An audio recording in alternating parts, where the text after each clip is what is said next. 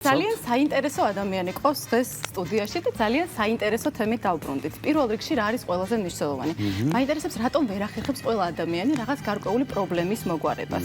ამბობენ რომ ზუსტად ჩვენი აზროვნება და მიდგომები არის იმის ბრალი რომ ჩვენ ვერ ვახერხებს დავძლიოთ სიდუხჭირე და სიღარიბე. როგორ დავძლიოთ სიდუხჭირე და სიღარიბე? რა რიტუალები არსებობს ამის დასაძლევად? ამ თემაზე სასაუბრად მოვიწვიეთ ფენშუის სპეციალისტი თიკა ქოქაშვილი. მოგესალმებით. როგორ დიდი იმედით ვარ შემოგცხერით შენ რომ უნდა გვასწავლო. ჩემები უნდა მოგცე აუცილებლად. როგორ გამოვიდეთ ესე იგი სიღარიბიდან?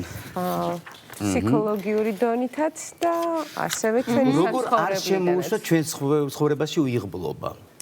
უარყოფითი ენერგია რასაც უიღბლობა როგორც ასეთი არ არსებობს, ამას ხო ყველაფერს ჩვენ ვაპროგრამებთ. ანუ როდესაც ადამიანი ჩათვლის რომ მას არ უმართლებს, მას საკმარისი შემოსავალი არ აქვს, ანუ არის მენტალურ დონეზე მიჯაჭვული ინფორმაციაზე რაღაცა რაც აიკვიატა, სამყაროში ეს ისე მუშავდება, რომ მე ამის მიხედვით მიდის. სიდუხჭირეც არის მენტალურად ითვლება, საერთოდ არის ან ოჯახის კარმა, რომელიც უნდა გამოსწორდეს და ამ გამოსწორებაში გადაწყვეტილებებს მენტალურ დონეზეც ვიღებთ და ასევე სხვადასხვა ქმედებები გვაქვს, პრაქტიკები არის და ჩვენი საცხოვრებლის შეცვლის ძალიან ბევრი ვარიანტი გვაქვს და მენტალურ დონეზე არის კიდევ აუცილებელი, იმიტომ რომ მენტალურად სიღარიბის ენერგია თუნდაც ფულთან დაკავშირებული ცუდი აზროვნება, რომ მდიდარი ადამიანები არიან ცუდები, რომ ფულ შეუძლია ადამიანი გაატვირთოს, ფული ხელის ჭუჭყია, გაგვიგი. ეს ძალიან ძველი და მით უმეტეს ეს ძალიან დარჩენილი ინფორმაცია არის.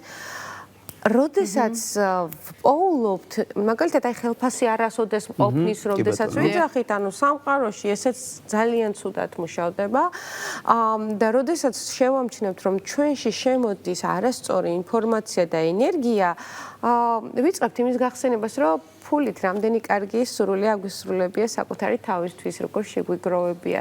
ფულთანაც ანუ დამოკიდებულებას ძალიან დიდი მნიშვნელობა აქვს და სიდუხჭირე ზუსტად ეს არის, რომ იმის გარდა რომ ჩვენ მენტალურ დონეზე შეიძლება დავასუფთავოთ და დავალაგოთ აზრები, ძალიან დიდი მნიშვნელობა აქვს ჩვენს გარემოს და საცხოვრებელ ადგილს და ყველაზე მნიშვნელოვანი ფენშუის მიხედვით ეს არის შემოსასვლელი კარები. მთავარი ენერგია, რითაც ჩვენთან შემოდის ცი ენერგია, სიცოცხლის ენერგია და ამ ცი ენერგიას შეუძლია გაასუფთავოს გარემო. ზუსტად ახლა ძალიან კარგი პერიოდი არის, ახალ წლამდე არ არის ძალიან დიდი დრო დარჩენილი და ენერგიების გაღვიძებისთვის გამზადება.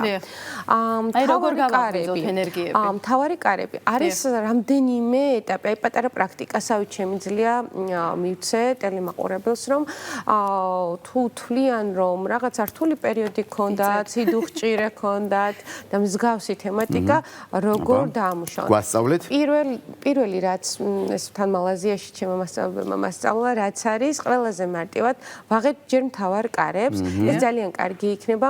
მზე უკვე ამოსულია 8 საათისთვის და მზის ამოსვლის შემდეგ ვაღებთ მთავარ კარებს, რომელიც აუცილებლად უნდა გაიწმინდოს მარილიანი წყლით და ეს ძალიან ბევრჯერ მithქვია კიდევაც და უნდა იყოს რაღაცა 30 წამით მაინც გაღებული და უნდა შეიგრძნოთ ახლა თან გრილა უკვე და სიცივე შემოდის და უნდა შემოვიდეს ზუსტად ეს ცივი წყნარი ჰაერი, როდესაც არ არის გაღვიძებული ჯერ სადარბაზოში ისეთი მოძრაობა ენერგიის არ არის და უნდა შემოუშვათ, რომ შემოუშვებთ ამ ენერგიას, ცოტა ხანი უნდა დადგეთ კარებთან და თქვათ, რომ მე დღეიდან უკვე მზად ვარ გაუშვა ყველა ის არასასურველი პროგრამები და ენერგია, რომელიც ფულთან დაკავშირებული იყო ჩემს სახლში და შემოუშვა დადებითი ენერგია.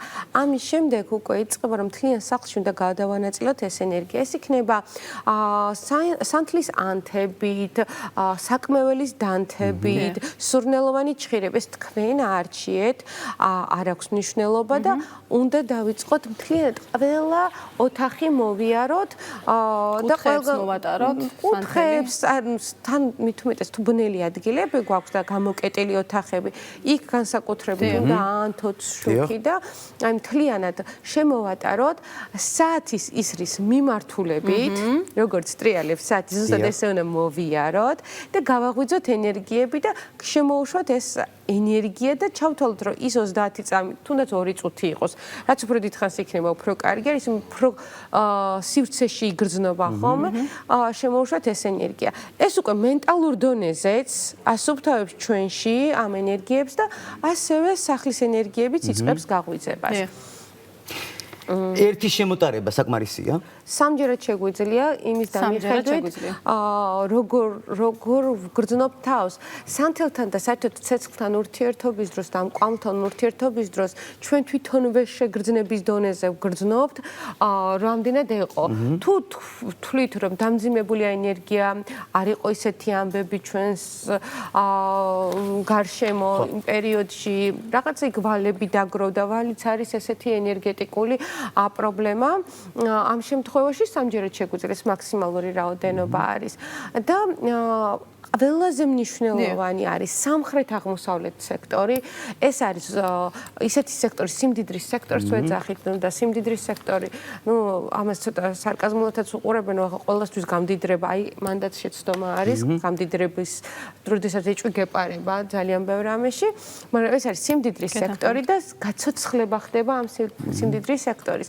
გაცოცხლება ხდება მცენარეებით, აქ ხისტიქია ცხოვრობს და მცენარეები ზამიოკულკასი არის ფენშუის მიხედვით ერთ-ერთი ფინანსური ენერგიის დამამახსოვრებელი მცენარე, რომელიც შეგიძლიათ გქონდეთ და თუ ეს არ იქნება თქვენთვის, უბრალოდ თქვენ ჩათვალეთ, რომ ის ბედნიერებას და წარმატებას მოგიტანთ და მცენარე, ცოცხალი მცენარე განათავსოთ და მსგავს თემატიკაზე, როგორცაც ხედავთ მაგალითად რაღაცა ხეებს, რომელზეც არის ეს ნატურალური ქვები, ცოცხალი ქვები არის, პატიოსანი ქვები, ასე რომ ისინიც ძალიან კარგად მუშაობენ ჩვენს გარემოზე. თიკა, ვალიო არისო ენერგეტიკული პრობლემაო. აი, ეხლა ჩვენ გვასწავლეთ ეს ენერგეტიკული პრობლემა როგორ მოვიშოროთ, რომ თუნდაც ვალი არ გქონდეს. იმიტომ რომ ვალი ისეთი რამეა, დამეთანხმები დღეს კი ნაღამ ყოველ მეორე ადამიანს აქვს. დიახ. ნახეთ, არის რამდენიმე სახეობის ვალი, რომელიც სხვადასხვანაირად იშიფრება.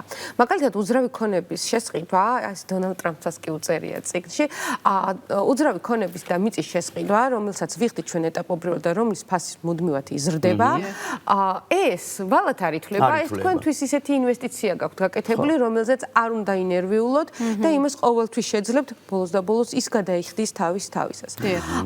ვალი, როდესაც თქვათ, რაღაცა ქმედება იყო, რაღაცა ჯანმრთელობის პრობლემა იყო და ავიღეთ, გააჩნიათ ან საიდან ავიღეთ, პასუხისმგებლობას რომ ვიღებთ, აუცილებლად ეს პასუხისმგებლობა შესრულდება. ოღონდ შიში მუდმივად თუ გვექნება, რომ ჩვენ ამას ვერ გადავიხდით, ნამდვილად ვერ გადავიხდით.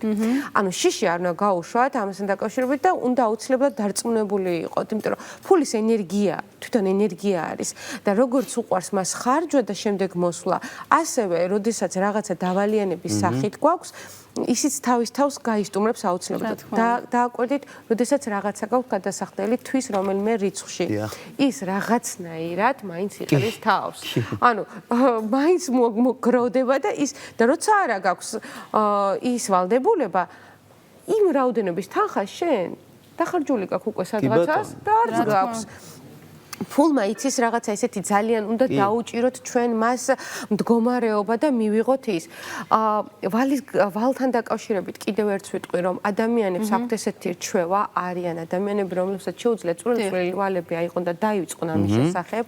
ეს აუცილებლად ჯანმრთელობის ენერგიაზე გაივლის და ფული და ჯანმრთელობის ენერგია არის ძალიან ახლოს ერთმანეთთან და მსოფლიოში შეხედეთ ძალიან დიდი ფული ვისაც ქონია, მათ ძალიან დიდი ჯანმრთელობის პრობლემები ქონიათ. და თქვათ, ხوارჩამოთვლი და ძალიან ეს რატომ ხდება? არასწორი განაწილება ენერგიების, როდესაც ხდება. როდესაც მიღება იცი გაცემაც უნდა ისოდეს სწორად, ხომართალია. ხშირად ხდება კიდევ ზედმეტად გაცემითაც, როდესაც ზიანდება ენერგია. ამიტომაც ეგეთი რამე მოსულა, ანუ რომ ზედმეტი გაცემითაც კი ჩვენ ენერგეტიკულად საკუთარ ენერგიას ვცლით შემდეგ, იმიტომ რომ თუ ამას ბრუნვა არ ექნება, ნახეთ, თუ მუდმივად ერთი ადამიანი მეორე ადამიანს ამარაგებს ენერგეტიკულად, ეს იქნება სიყვარული, ფული თუ საჩუქრები და მეორე ადამიანი ის, რომელიც მუდმივად გასცემს და ის არასოდეს არ მიიღებს, იცლება.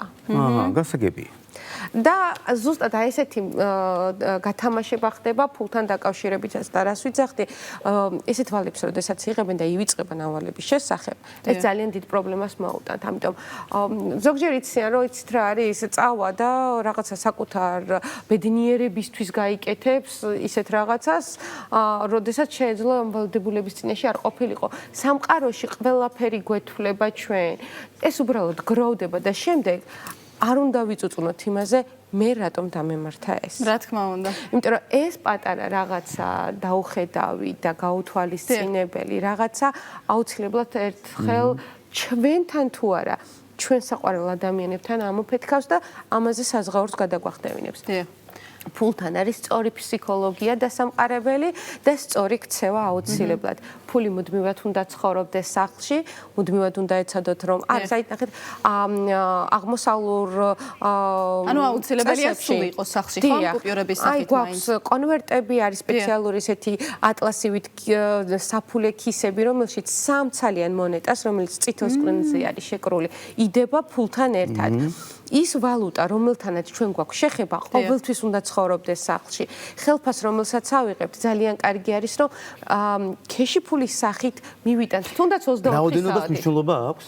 არა მაგრამ რაღაცა თანხა უნდა ცხოვრობდეს, იმიტომ რომ როგორც ვთქვით, ეს არის ენერგია და ბარათზე არსებული ენერგია, ის სხვა რამე არის და ანუ სამიცალი მონეტა საკმარისია, ხო? ეს სამიცალი მონეტა და ქაღალდის ფული, რომელიც მაგალითად თქვენ შეგიძლიათ ესეთი რამეც გააკეთოთ, ეს წითელი კონვერტი აიღოთ და უბრალოდ თქვათ, რომ ვთქვათ ახლა უკვე 2026 წელი დაიწყება და 2026 წელს ჩემი სურვილის ასასრულებლად კონკრეტული რომელიმე სურვილი და თქვენი ხელფასის თუნდაც 10%-ით მის დამარაგება დაიწყოთ.